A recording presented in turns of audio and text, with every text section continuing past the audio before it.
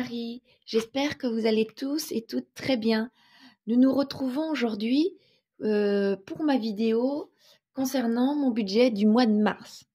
Donc ce mois-ci est très particulier puisque ça fait plusieurs mois que je suis en arrêt.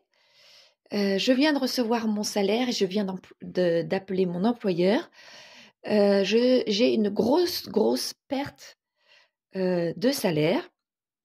Vous allez voir, bon, je ne vais pas vous donner exactement tous les montants, mais entre ce que va me donner la sécurité sociale plus mon employeur, je vais très loin de mon salaire habituel. Pour vous donner une ordre d'idée, là, mon salaire par mon employeur, j'ai reçu un virement de 378 €. Donc la sécurité sociale va me donner très peu, moins que ça, 2 fois dans le mois logiquement. Donc j'en serai très loin de mon salaire.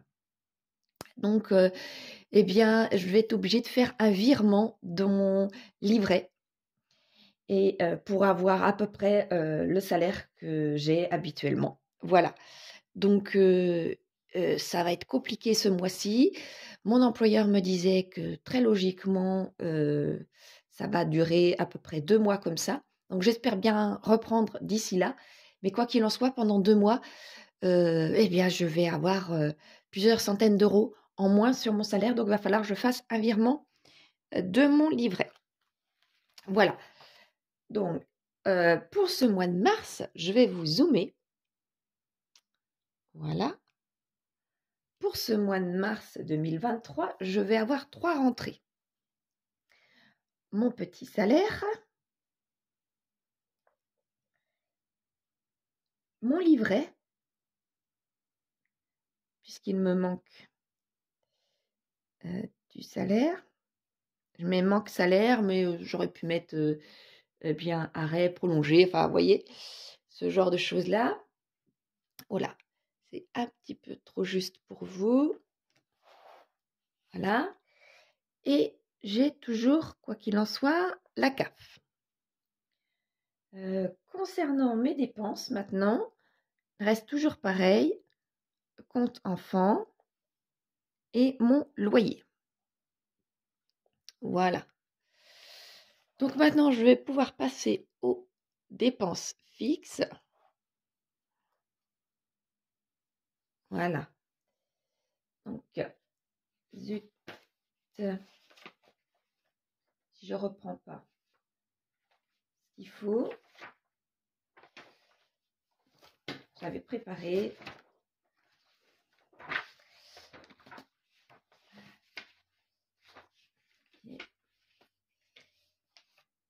Alors, mes assurances sont toujours à l'identique. Pour l'instant, ça n'a pas augmenté. 73 €. L'EDF, je n'ai pas encore reçu de régule. Donc, l'EDF, je mets toujours 119 €. Je pense que la régule, l'année dernière, était en mois de février-mars, mais je croyais que c'était février, mais j'ai toujours rien reçu. Donc, je pense que durant le courant du mois de mars, je vais recevoir et la régule et mes remboursements de mes trop perçus. Avec la nouvelle appli, vous savez, on peut savoir combien, mois par mois, même jour par jour, où on en est rendu. Et je dépense, au lieu de environ 120, je dépense entre 40 et 50 €. Donc normalement, j'ai un trop perçu, heureusement. Donc pour Orange, il n'y a pas eu d'augmentation, heureusement, 41 €. Pour mes abonnements, 16 €. Ma cotisation à mon compte bancaire est de 10 € et provision surcharge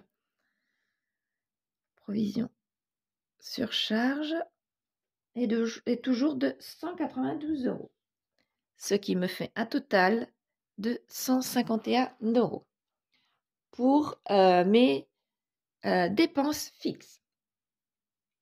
Maintenant, pour mes dépenses variables. Alors, j'ai les imprévus, normalement qui est de 100 €. Je vous expliquerai après. On va revenir à les imprévus. PayPal est de 50 €. Mon PEA est de 30 €. Et c'est pareil, je vous expliquerai après pour le total. Voilà. Maintenant, passons aux enveloppes et aux épargnes. Alors, les enveloppes et les épargnes.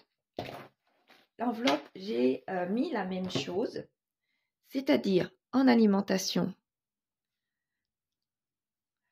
Essayez de grossir un petit peu. Voilà. Donc, en alimentation, 370. Hygiène et entretien, 30. Carburant, 180. Habillement, 30 €. Beauté, 40 €. Loisirs, 0. Extra, 50. Divers, 50. Ce qui me fait un total de 750. Je n'ai rien bougé puisque je vais faire un virement. Je vais voir par rapport à ce mois-ci si au mois d'avril je peux faire un changement ou pas. La seule chose, c'est que j'ai enlevé les loisirs puisque va falloir quand même faire des petites économies quelque part. Bon, c'est pas sur une ligne que je vais pouvoir faire des économies. On est bien d'accord. Mais eh bien, les enfants, ils sont pour rien. Ils ont depuis le début de l'année aussi, eh bien, au niveau des loisirs et au niveau de l'alimentation, je me suis serrée. Donc, il ne faut pas non plus que je serre trop longtemps, sachant que j'ai quand même de l'argent de côté sur mon livret qui est là pour les imprévus également. Grâce à mon début d'épargne de précaution, grâce à ce que j'ai sur mon livret. L'épargne de précaution sert à ça, donc je m'en sers, mais eh bien, il ne faut pas que je sois trop juste, sachant que l'argent que j'ai en moins maintenant pour le mois de mars et peut-être pour le mois d'avril, très certainement d'ailleurs, eh bien, je vais le récupérer plus ou moins, hein. Je ne vais jamais avoir mon salaire à 100%, ça c'est sûr, mais je vais en avoir un petit peu, eh bien, dans un mois ou dans 2 mois. Donc, eh bien, il repartira sur mon livret lorsque j'aurai mon virement. Donc, je ne vais pas récupérer la totalité de cet argent, certes, mais je vais pouvoir en récupérer. Et après, je recommencerai mon épargne de précaution. Voilà. Concernant maintenant mes enveloppes épargne, qui sont ici, donc je les continue. Voilà. Donc, mon épargne de précaution, 50 € en virement. Mon enveloppe anniversaire, qui est de 60 €. Colis nourriture, est de 20 € cette année. Entretien voiture, 40 €. Noël qui est de 60 €. Les promos automne, 30 €. L'enveloppe santé, 20 €.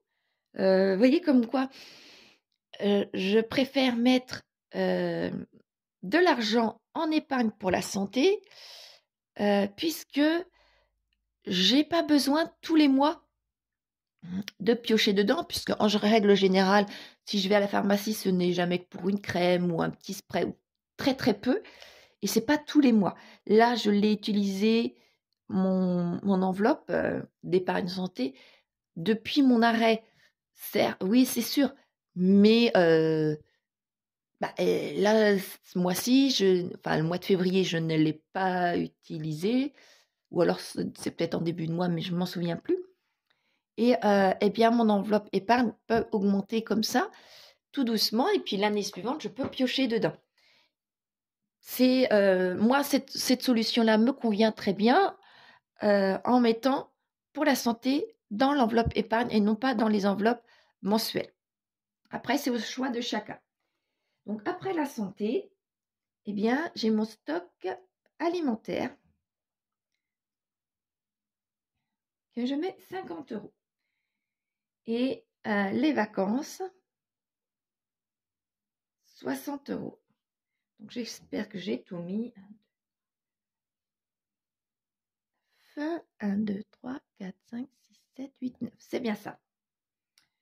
J'ai 440. Ça me fait un total de 440. Voilà. Donc, je vais pouvoir aller retirer l'argent aujourd'hui, les 750 pour mes billets, pour mes enveloppes, et les 440 pour mes épargnes. Voilà. Donc, j'ai fait normalement le changement sur mon appli pour augmenter mon budget au lieu d'y aller aujourd'hui pour 750 et dans 8 jours pour les 440. J'espère que ça va aller. Logiquement, j'ai suffisamment augmenté. Ce qui m'amène à dire, voilà, on va dézoomer un petit peu pour le choix de mes billets.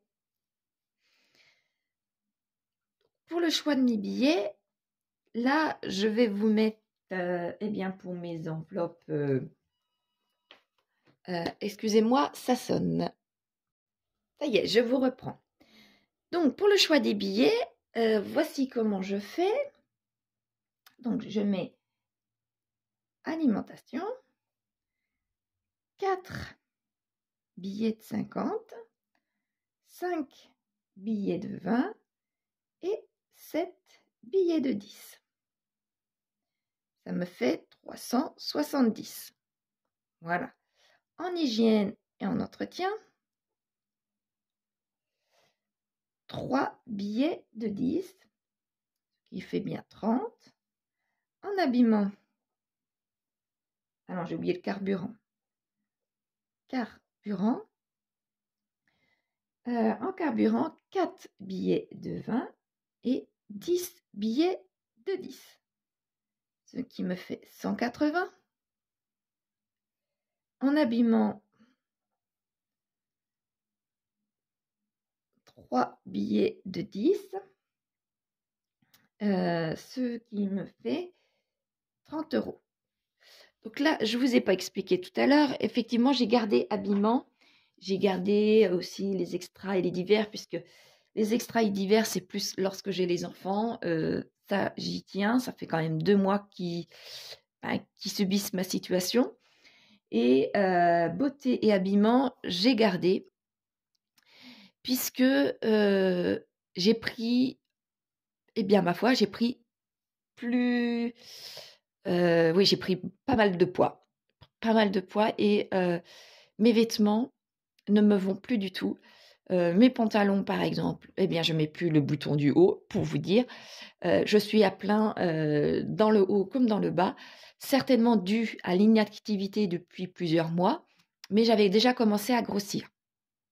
Donc, je m'en suis pris mon parti, mais malheureusement, je n'ai plus de vêtements qui me vont. Donc là, durant les derniers mois, c'était pas encore bien grave, je mettais des joggings, des vêtements, des vêtements où il y a des zips devant et que j'attachais pas, vous voyez, ce genre de choses-là. Mais quand je vais reprendre le travail, je vais être vraiment embêtée, puisque aucun de mes vêtements ne vont m'aller. Et on voit que je suis boudinée, eh bien, autant pour les vêtements du haut que pour les vêtements du bas. Donc je n'ai pas le choix d'acheter des vêtements. Je mets que 30 € par mois Ce n'est absolument pas beaucoup.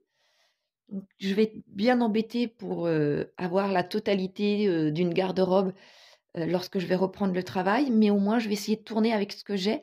J'achète que sur Vinted, donc déjà ça m'économise un petit peu, mais je ne vais pas avoir assez. Donc c'est pour ça que je ne peux pas faire l'impasse sur l'habillement, même si ce n'est que 30 €. Eh bien, faut bien que j'achète quand même quelques vêtements. Voilà, je ne me justifie absolument pas, je vous explique juste pourquoi je garde l'habillement et la beauté. Donc d'ailleurs, la prochaine, c'est beauté, puisque je fais beauté 2 fois 20. Je fais des couleurs depuis très très longtemps, depuis 30 ans. Non, à peine, depuis plus de 25 ans quand même. Et j'ai énormément de cheveux blancs, donc ça ferait tout à fait bizarre en revenant du travail de ne pas avoir de couleur. Là, j'essaye à chaque fois de pousser au maximum, donc du coup pour mes couleurs par exemple c'est une fois tous les 2 mois, j'alterne avec l'esthéticienne. Voilà, donc je n'ai ces 2 choses-là, à vrai dire, je pourrais théoriquement tout à fait m'en passer effectivement, mais quand je vais reprendre le travail, ce que j'espère très bientôt, eh bien, il faut être un minimum présentable. Et comme je vous dis, l'épargne de précaution était là pour ça. Donc, c'est pour ça que je n'ai pas fait l'impasse. Donc, après la beauté, les loisirs, je n'ai rien. Les extras, 5 billets de 10, qui me fait bien 50. Et pour les divers, la même chose, 5 billets de 10, ce qui me fait 50. Voilà, pour les enveloppes, donc je suis à 750. Voilà, 750. Ce qui me fait... Alors là, c'est le choix des billets pour les enveloppes plus les épargnes. Je n'ai pas fait de deuxième feuille. Là, c'est pour les enveloppes. Je n'ai pas fait une deuxième feuille concernant les épargnes. Je vais tout simplement écrire ici, derrière. Là, c'est pour les épargnes. Donc, c'est sur le même système. Là, c'est pour les billets.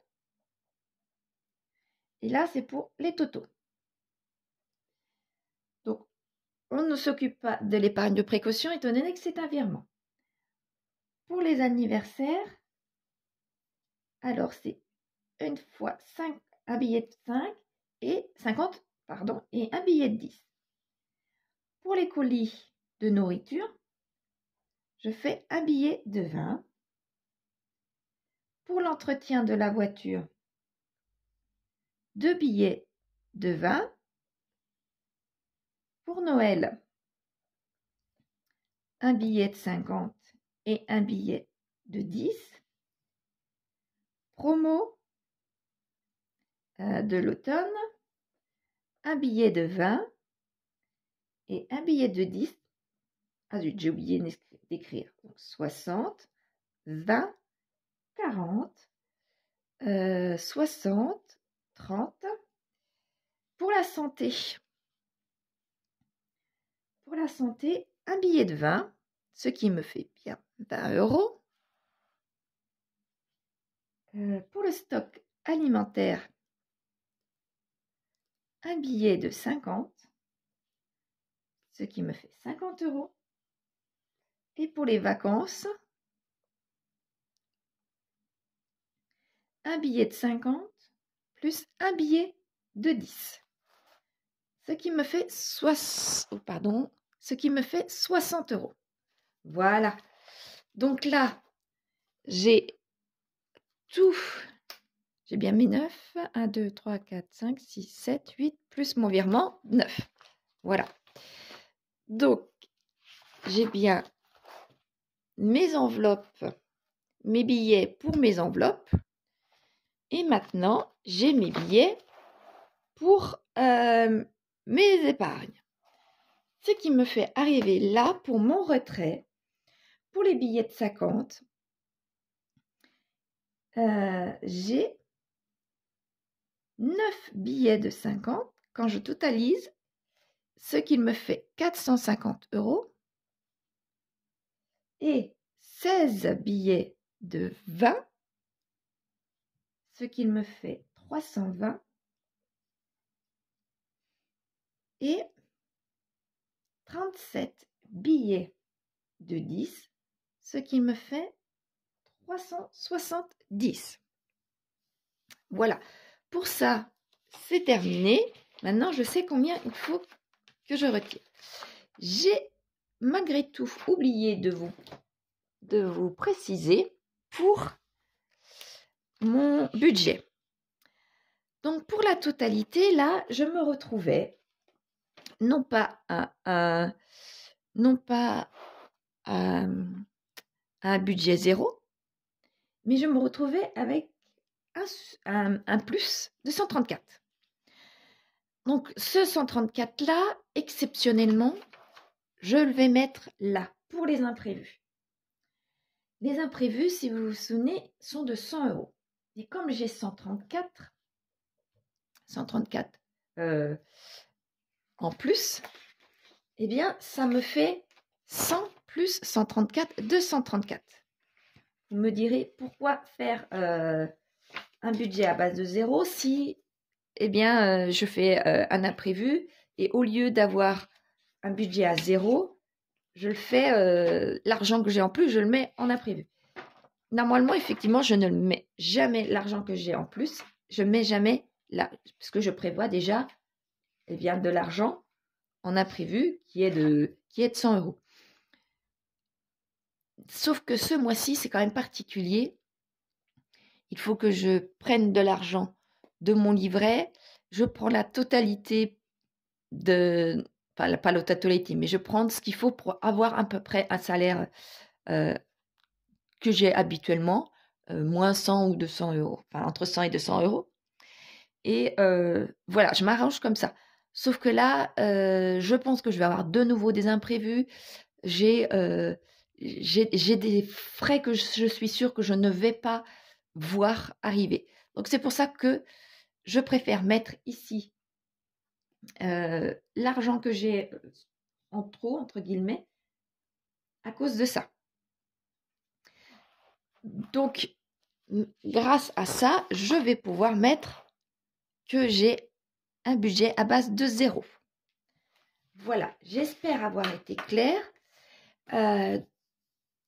Donc, ce qui m'intéresserait, si vous, lorsque vous êtes tombé comme ça en arrêt maladie longue durée, parce que moi c'est en longue durée, tant que j'étais en moins de 3 mois, mon employeur me versait mon salaire moins toutes les primes naturellement, donc j'avais eh bien j'avais 150 € de moins tous les mois, mais j'arrivais à m'en sortir quand même.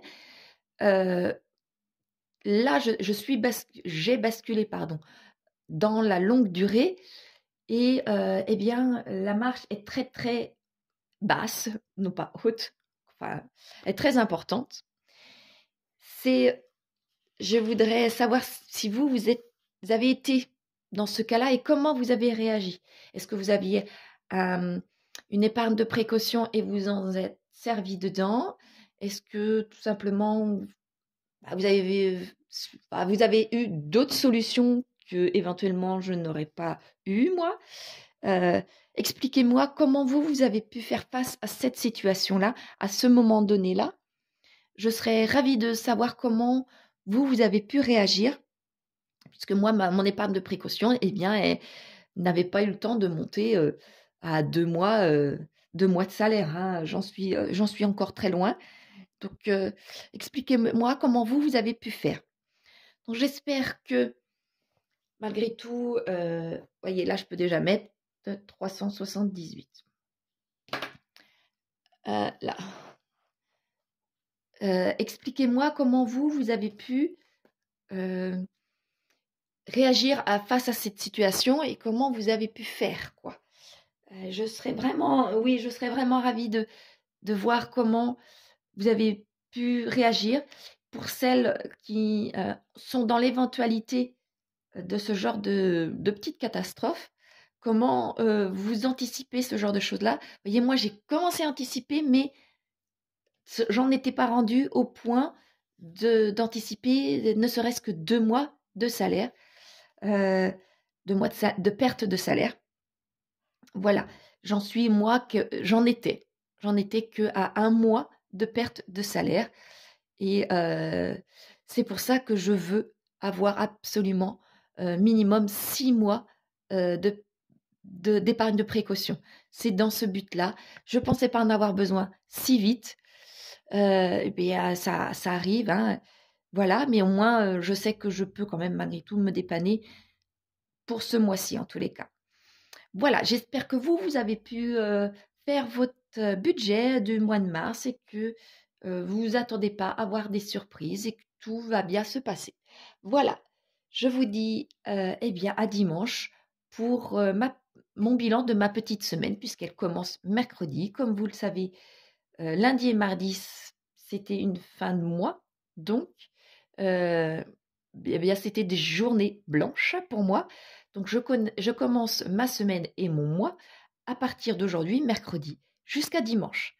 Voilà, je vais aller retirer l'argent maintenant.